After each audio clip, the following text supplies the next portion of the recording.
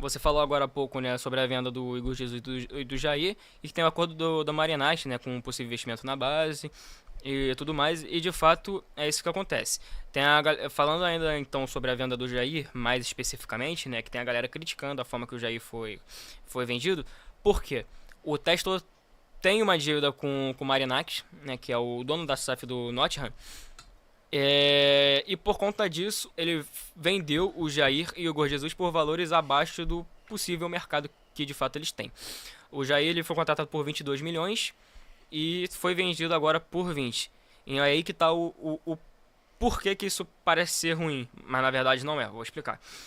Obviamente, se só olhando por alto a gente teve uma perda de dinheiro, mas isso não necessariamente vai ser ruim, porque o Tesla está fazendo um acordo com a Marinac deles investirem num projeto, né, com categoria de base, num possível CT, né, para a própria categoria de base, que é algo que o Marinac já queria fazer há alguns anos. Inclusive está negociando com outros clubes, eu não estou lembrado, mas eu acho que um deles era o São Paulo.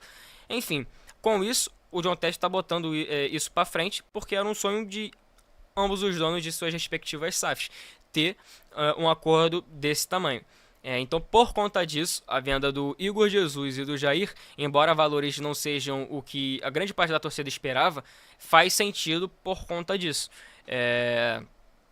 Eu não sei o quanto ao Everson, mas na minha opinião isso pode vir ser muito lucrativo, né? Porque o Botafogo tendo uma boa base vai melhorar muito o poder de venda futura, porque a base bem ou mal dá dinheiro, é só você olhar para a base do Fluminense, a base do Flamengo, a base do Palmeiras, porque qualquer possível joia, qualquer possível grande futuro jogador tem sido vendido para grandes times europeus muito rápido. O principal exemplo hoje é o Vinícius Júnior, que foi vendido antes dos seus 18 anos e depois se tornou o melhor jogador do mundo pela FIFA.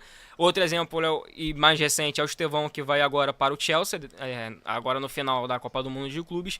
E por aí vai, cara. São muitos outros exemplos. O Rodrigo, né, que saiu do Santos muito novo, também foi para o Real Madrid. O Vitor Roque, que saiu do Atlético Paranaense, tinha ido para o Barcelona, não deu certo. Mas é aquilo.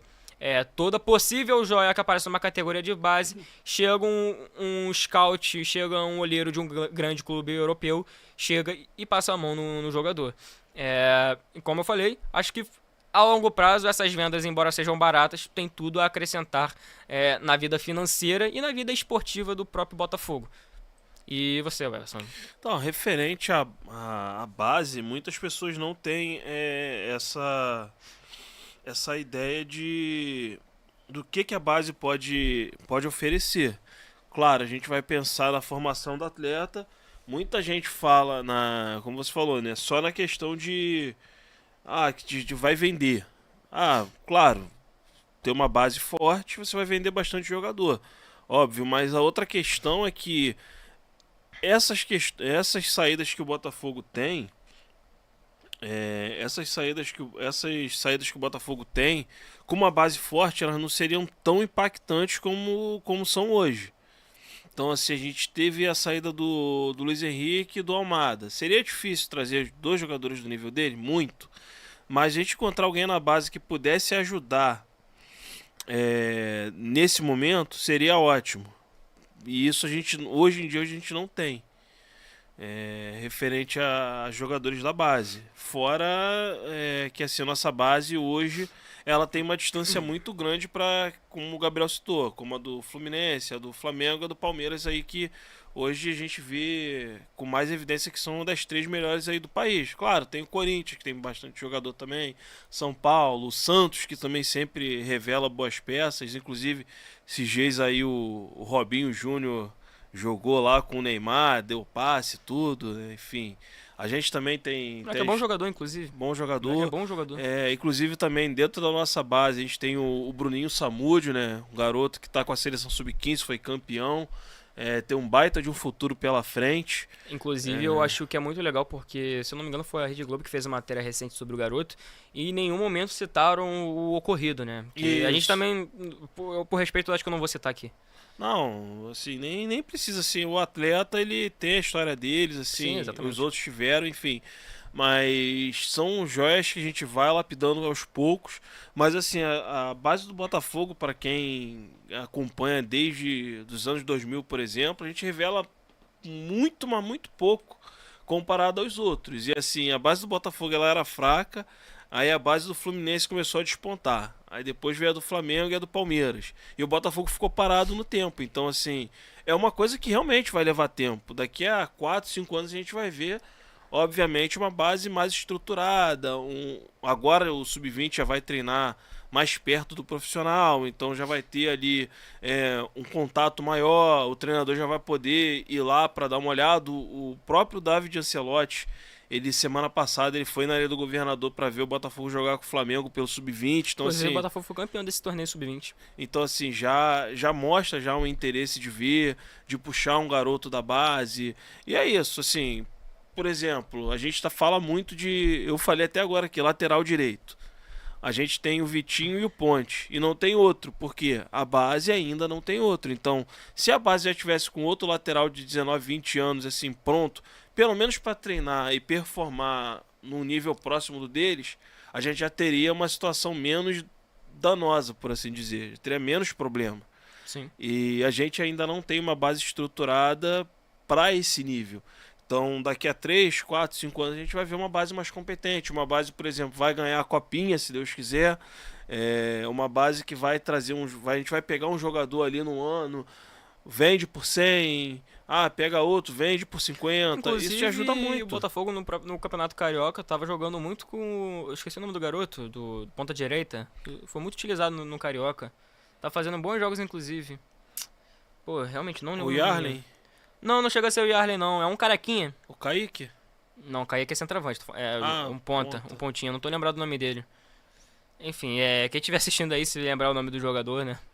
Vai ser divertido. Porque o Lobato ele saiu. Isso, né? Lobato. O Lobato ele foi para Portugal. Lobato, esse, ele Rafael. foi inclusive pro time do Grego, lá em Portugal, que é Rio Ave. Então, Esse time aí. O Rafael Lobato? Isso. Enfim, esse moleque é muito bom jogador. Inclusive, eu acho que a gente podia permanecer com ele pra ele futuro. foi pro Rio Ave, que é o time do Grego. Então, assim, a gente já tá. E ninguém citou que é o time do cara, mas na hora de falar que o Jair saiu pelo mesmo valor, ninguém citou isso, né? É verdade. Assim, falta um pouco de boa vontade.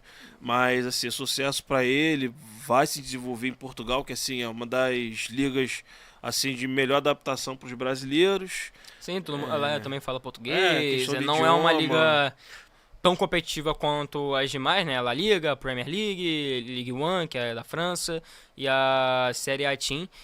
E também, bem ou mal, eu considero o nível abaixo do Campeonato Brasileiro. Considero abaixo do Campeonato Brasileiro. Os times de Portugal, eles não tiveram uma vida muito fácil, né, no Mundial. Definitivamente não. O Benfica, ele chegou até longe, perdeu pro Chelsea, que foi o campeão. Então, assim,